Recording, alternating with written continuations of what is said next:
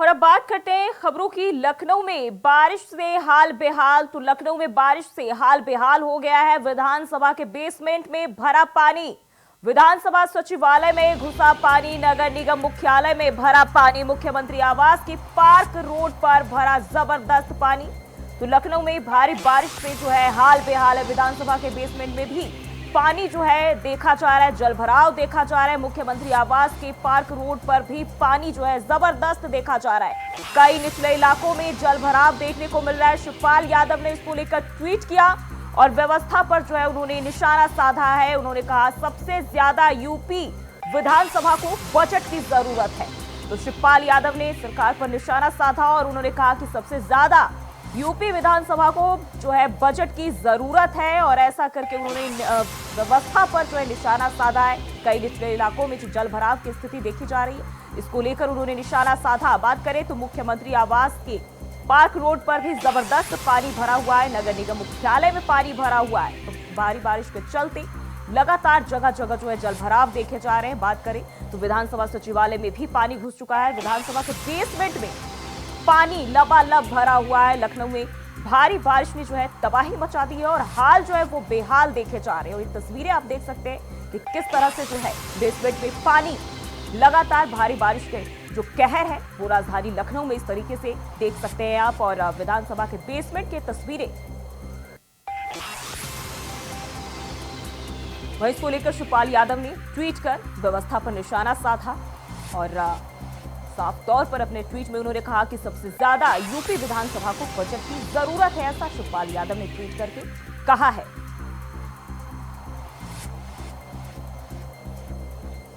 तो भारी बारिश का कहर जो है यूपी विधानसभा भी झेल रहा है और बेसमेंट में जो ये तस्वीरें निकल के सामने आई हैं, आप देख सकते हैं कि किस तरह से पानी जो है अंदर तक घुस चुकी है और भारी बारिश का कहर लगातार देखा जा रहा है। और विधानसभा सचिवालय में, नगर निगम मुख्यालय में पानी जो है भर चुका है। वहीं इतना ही नहीं, अगर हम बात करें मुख्यमंत्री आवास के पार्क रोड पर भी जो है जबरदस्त पानी देखा जा रहा है।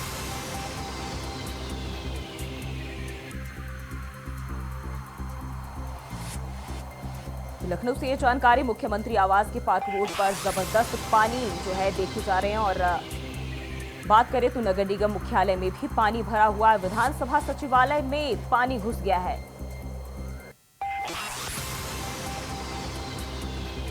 तो राजधानी लखनऊ में बारिश से हाल बेहाल है और न सिर्फ आम जनता बल्कि सरकारी कार्यालयों में भी पानी का कहर, बारिश का कहर जो है वो इस तरह से देख सकते हैं आप तस्वीरों में क्या हालात बयां करती है।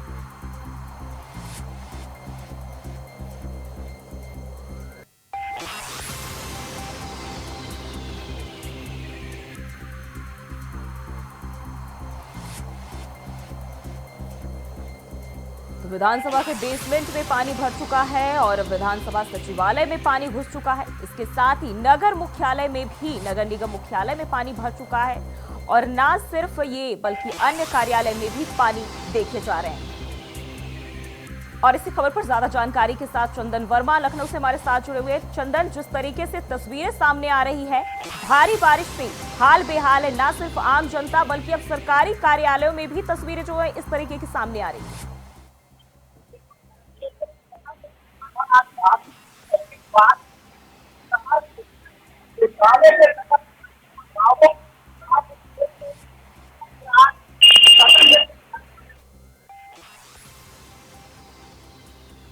चंदन, लगता है दोबारा से संपर्क जोड़ने की कोशिश करेंगे, संपर्क टूट गया है। और बात करें तो लखनऊ में भारी बारिश का दौर जारी है। अलग अलग जिस तरीके से हम देखें तो मानसून के दौरान अलग अलग जगहों पर जो है तस्वीरें सामने आ रही है। आम जनता तो परेशानी झेल ही रहे हैं। इसके साथ साथ जहां उत्तर प्रदेश में बात करें तो विकास की बातें की जाती है, लेकिन ये तस्वीर कुछ और ही बयां कर रही है। आप देख सकते हैं कि विधानसभा के बेसमेंट में, जी हाँ, विधानसभा के बेसमेंट में, विधानसभा सचिवालय में और नगर निगम मुख्यालय में भी पानी भर चुका है। एक बार फिर से चंदन हमारे साथ जुड़ गए हैं। चंदन, जिस तरीके से जो तस्वीरें आ रही है क्या बयां करती है? पानी जो है सरकारी कार्यालयों में घुस चुका है। बिल्कुल, जो ही देखिए जिस तरह से आज मूसलाधार बारिश देखने को मिली है, उसके साथ ही साथ तमाम जो सदन में जो बैठक चल रही थी, उस बैठक में भी सदन में पानी पूरी तरह से, यानी विधानसभा में पानी पूरी तरह से जलभराव हो गया था। उसके साथ तमाम जो कार्यालय है वो चाहे नगर निगम हो, एलडीए हो, तमाम विभाग जो है वहां पर भी बारिश का जो जलभराव है वो देखने को मिला। हालांकि सूबे के मुखिया योगी आदित्यनाथ 7 नंबर गेट से उनकी एंट्री होती है, उनको आज 1 नंबर गेट से जाना पड़ा क्योंकि 7 नंबर गेट पे पूरी तरह से जलभराव था। उस जलभराव को देखते हुए मुख्यमंत्री योगी आदित्यनाथ को 1 नंबर गेट से निकाला गया। वहीं देखिए विपक्ष भी अब लगातार सरकार को घेरने का प्रयास कर रहा है और जिस तरह से शिवपाल यादव ने आज ट्विटर पर ट्वीट किया है कि जो अनुपूरक बजट है, ये बजट कहीं ना कहीं जो बारिश है वो उसकी पोल खोलती हुई नजर आ रही है, क्योंकि विधानसभा का सत्र चल रहा था और उस सत्र में जब ये बारिश हुई और बारिश का कहर इस कदर रहा कि पूरी तरह से जो जलभराव था वो पूरा भरता हुआ नजर आया। तमाम जो लोग थे उनको आने जाने में दिक्कत का सामना करना पड़ा। ऐसे में देखिए नगर निगम की देखिए बात करी जाए, नगर निगम में तमाम तरह की बैठकें किया था बारिश से पहले। तमाम जो नाले थे, जो मैनहोल थे, जो गटर थे, उनको साफ किया गया था। जो जलभराव है उसका जलभराव ना हो सके इसको लेकर तमाम तरह की बैठकें की थी, तमाम दिशा निर्देश जारी किए थे। लेकिन कहीं ना कहीं वो दिशा निर्देश पूरी तरह से खोखले साबित होते हुए नजर आ रहे हैं और जो अधिकारी है वो अब रोड पर उतरे हुए हैं और तमाम जगह पर जो जलभराव है उस जलभराव की निकासी को लेकर तमाम तरह के दिशा निर्देश देते हुए नजर आ रहे हैं। जी चंदन, जिस तरीके से हम देखें मानसून के पहले ही अलग अलग राज्यों में भी ये कहा जाता है कि तैयारियां की जा रही है और खासकर उत्तर प्रदेश की हम अगर बात करें तो ये तो विकास के कीर्तिमान गढ़ता है और ऐसे में जो तस्वीरें आ रही है वो कुछ और बयां कर रही है। सारे विकास के दावे जो यहाँ फेल हो गए। बिल्कुल, देखिए जिस तरह से सरकार के जो दावे थे वो कहीं ना कहीं पूरी तरह से फेल होते हुए नजर आ रहे। तमाम विभाग के जो अधिकारी हैं, क्योंकि इस सब जलभराव को लेकर तमाम तरह की बैठकें नगर आयुक्त ने किया था। इंद्रजीत सिंह नगर आयुक्त हैं, उन्होंने तमाम बैठकें की थी, लेकिन उन बैठकों में जो तैयारी को लेकर दिशा निर्देश जारी किए गए थे वो तैयारियों का जो खाका था वो कहीं ना कहीं अब फेल होता हुआ नजर आ रहा है, जिसका साफ उदाहरण है कि एक मूसलाधार बारिश में पूरे विभाग की पोल खोल के रख दी। अब ये देखने वाली बड़ी बात होगी कि जो तमाम अधिकारी थे जिनको दिशा निर्देश जारी किया गया था बारिश को लेकर, अब उन अधिकारियों पर किस तरह की कार्रवाई देखने को मिलती है या जो मामला है इसको ठंडे बस्ते में डाल दिया जाता है। हालांकि मुख्यमंत्री योगी आदित्यनाथ खुद विधानसभा में मौजूद थे और वहां सदन में वो बैठक ले रहे थे। उस बैठक से जब निकले हैं तो 1 नंबर गेट से उनको निकालना पड़ा। हालांकि तमाम विभाग के जो अधिकारी हैं वो चाहे नगर आयुक्त की बात करी जाए, चाहे एलडीए के लखनऊ विकास प्राधिकरण के जो वीसी हैं, तमाम अधिकारियों के कार्यालय के अंदर तक पानी जो है वो जल स्तर देखने को मिला।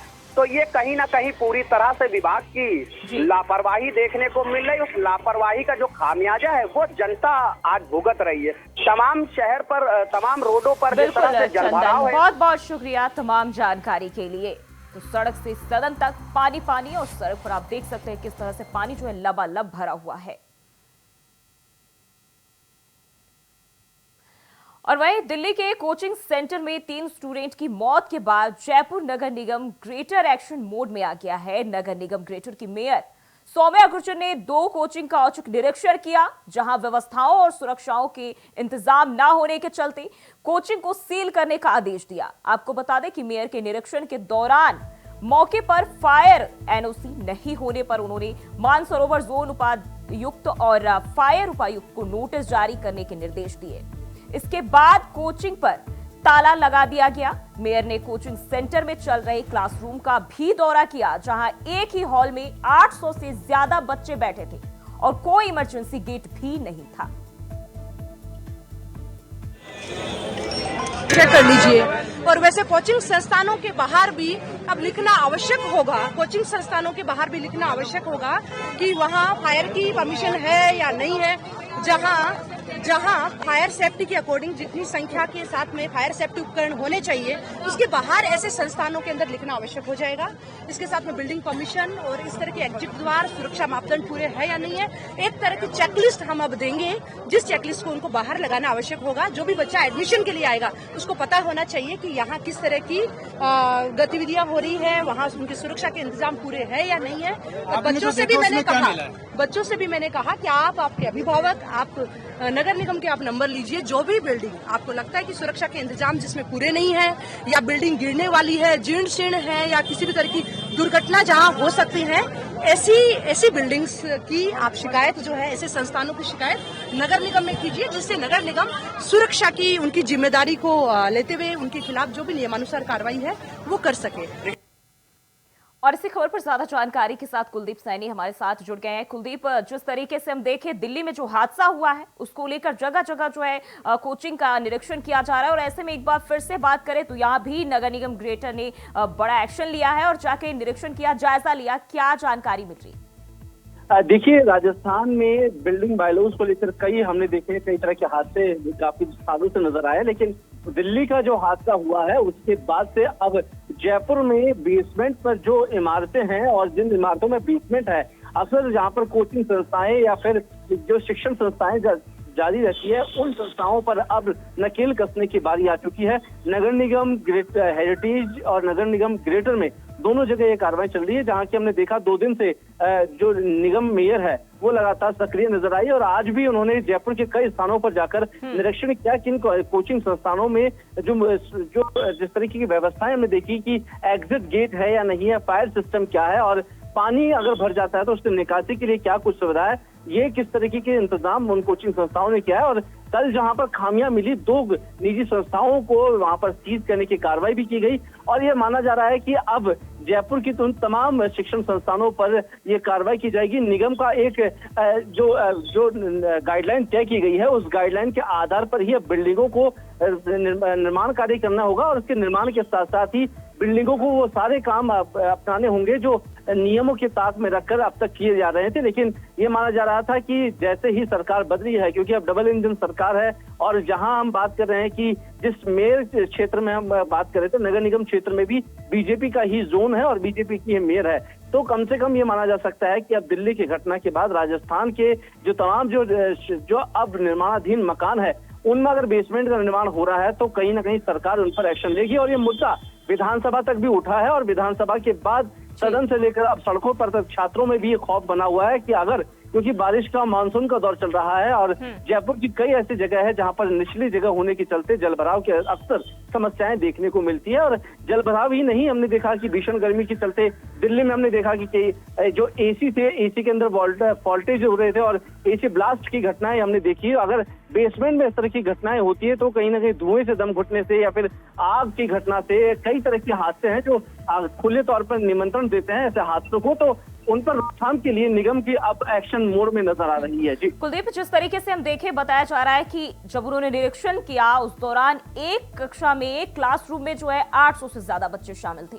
शिक्षा जो है कहीं ना कहीं अब व्यापार बन चुका है, और ऐसे में जिस तरीके से 2 कोचिंग संस्थानों को सील करने की जानकारी मिली, क्या आगे भी इस तरह की कार्रवाई, इस तरह के एक्शन देखे जाएंगे?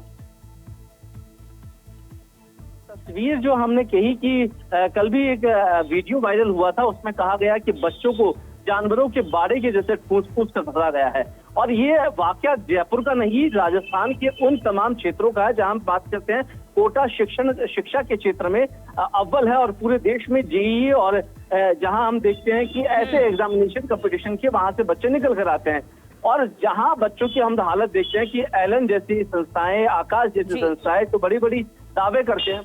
जी बिल्कुल कुलदीप, बहुत बहुत शुक्रिया आपका जानकारी साझा करने के लिए। और चलिए अब रुख करते हैं उस खबर का जहां सवाल सियासत पर खड़े हो रहे हैं कि आखिरकार ये कैसी सोच है। खबर गोरखपुर टांडा से, जहां पूर्वांचल की सियासत का बड़ा नाम रहे स्वर्गीय पंडित हरिशंकर तिवारी की मूर्ति रखने वाली जगह पर प्रशासन का बुलडोजर चला है। ये बुलडोजर क्यों चला है और किसके आदेश पर चला है, ये बड़ा सवाल बना हुआ है। आपको बता दें कि गांव के ही मुख्य द्वार पर बन रहे इस प्रवेश द्वार को क्षेत्र के लोगों ने अपने चहेते नेता पंडित हरिशंकर तिवारी के नाम पर रखा था, और बकायदा 5 अगस्त को हरिशंकर तिवारी जी के जन्मदिन के मौके पर उनके पैतृक गांव टांडा में एक बड़ा कार्यक्रम भी आयोजित होने जा रहा था। मगर उससे पहले प्रवेश द्वार पर पंडित हरिशंकर तिवारी की प्रतिमा का अनावरण होना पाता, और ये जो बुलडोजर है पहुंच गया। और अब क्षेत्र के लोगों का आरोप है कि मौजूदा विधायक राजेश त्रिपाठी के आदेश पर यह कार्रवाई हुई है। अगर वाकई में यह कार्रवाई मौजूदा विधायक के आदेश पर हुई है तो सवाल बनता है कि आखिरकार राजेश त्रिपाठी ने यह कैसी सियासत की नजीर पेश की, क्योंकि हरिशंकर तिवारी की सियासत जो है हमेशा विकास पुरुष के रूप में दिखी जाती रही है, और फिर उनके निधन के बाद उनका नाम और उनके नाम के साथ ये अपमान कई सारे सवाल जो है खड़े कर रहा है। ऐसे में पूर्वांचल की सियासत के सबसे बड़े चेहरों में से एक रहे पंडित हरिशंकर तिवारी के इस अपमान की इस तस्वीरों का क्या मौजूदा विधायक राजेश त्रिपाठी कोई जवाब देंगे?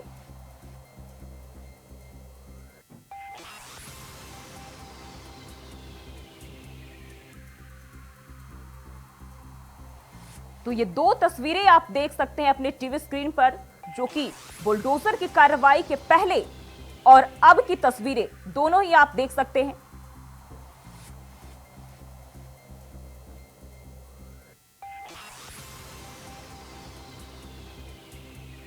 और इन तस्वीरों में आप साफ तौर पर देख सकते हैं कि जो प्रवेश द्वार पहले खड़ा किया गया था, सम्मान में खड़ा किया गया था, सम्मानित शख्स के सम्मान में, उसे जो है बुलडोजर की कार्रवाई कर ध्वस्त कर दिया गया। तो ये दोनों तस्वीरें जो है अलग अलग मायने जो है बयां करते हैं, अलग अलग संकेत देते हैं। लेकिन क्या है, ये बड़ा सवाल बना हुआ है, क्यों ये बुलडोजर की कार्रवाई की गई है?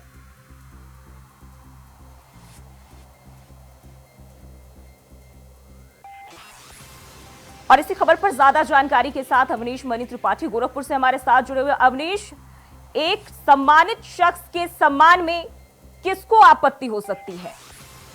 जी, इंडिया वाइज की टीम ने ग्राउंड रिपोर्ट की, तो स्थानीय लोगों से बात किया, तो बात करने के बाद ये बात आई कि जो वर्तमान विधायक है राजेश त्रिपाठी जी, उनकी बात आ रही है, क्योंकि इन्होंने ये भी बताया कि एडीएम फाइनेंस चाहे एसडीएम अन्य जो भी आला अधिकारी हैं वो भी लगातार विधायक का ही भी नाम लेते नजर आए। इस कड़ी में कुछ लोग हैं, बात करने का प्रयास करेंगे। क्या कहेंगे आप? ये जो मूर्ति गिराई गई है अभी, एक सम्मानित व्यक्ति मूर्ति थी जो पूर्वांचल किसान कहे जाने वाले थे, शेरे पूर्वांचल थे, तो इसको लेके आप लोग एक कायरतापूर्वक ढंग से सुनियोजित किया गया है, इसको नहीं करना चाहिए और मूर्ति लगेगी। हम लोग आश्वासन में है। और प्रशासन जब मूर्ति गिरवा रही थी तो क्या आप लोगों ने विरोध किया?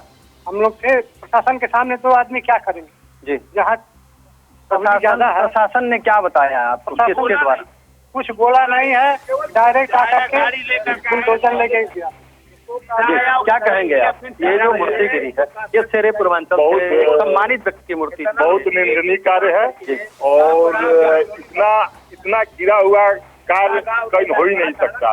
और हरिशंकर तिवारी ये टाणा के नहीं, पूर्वांचल नहीं, उत्तर प्रदेश के जो है औसन 80 से तमाम सड़क, तमाम रास्ता, तमाम व्यवस्था था ही नहीं, सब जगह साधन जोड़े और मूर्ति गिराने का कोई मतलब था ही नहीं। तो निर्माण कार्य था, पता नहीं क्या होने वाला था। अब प्रशासन आई या तुरंत एक्शन में तुरंत करके चली गई। इसे ये जो मूर्ति गिराई गई है तो इसमें विधायक जी का भी नाम आ रहा है कहीं से? विधायक जी का नाम आ रहा है तो विधायक जी, ये प्रशासन बताए विधायक जी का नाम आ रहा है कि नहीं आ रहा है, ये तो हम कैसे कह सकते हैं। प्रशासन द्वारा ये मूर्ति गिराई गई, प्रशासन से आपकी बात हुई? जी। क्या प्रशासन? वो कहे शासना आदेश है, मैंने कहा सर दिखाइए। मैं यहाँ घटना स्थल पर जब भी जो लोग आए तब भी थे और अभी भी हैं। जी, तो क्या लगता है फिर ये मूर्ति लगेगी?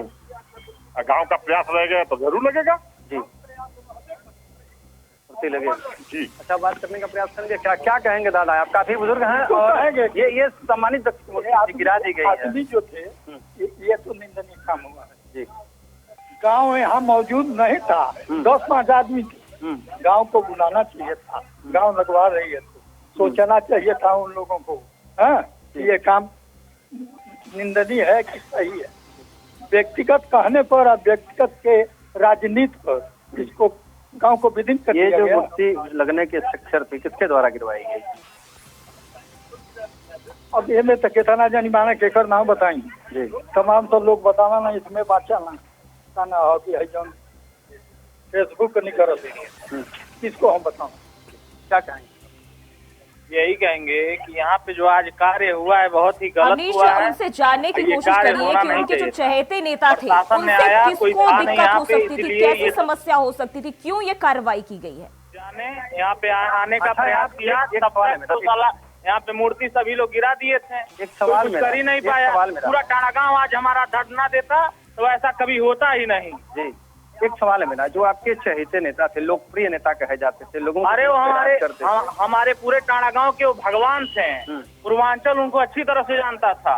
उसके बाद भी यहाँ पे टाणा गांव में ऐसा कार्य हुआ, बहुत ही गलत हुआ जी। आज हमारा पूरा टाणा गांव यहाँ पे सहमत में रहता तो आज प्रशासन का क्या, किसी का भी औकात नहीं रहता कि यहाँ से मूर्ति निकाल कर हटाकर वहाँ पे यहाँ चला जाता। ये इससे माना जाता है कि कहीं न कहीं से पूरे गांव का सम्मान लगा हुआ था। और क्या, और ये मूर्ति गिरी तो इसको लेके आप फिर क्या कहें?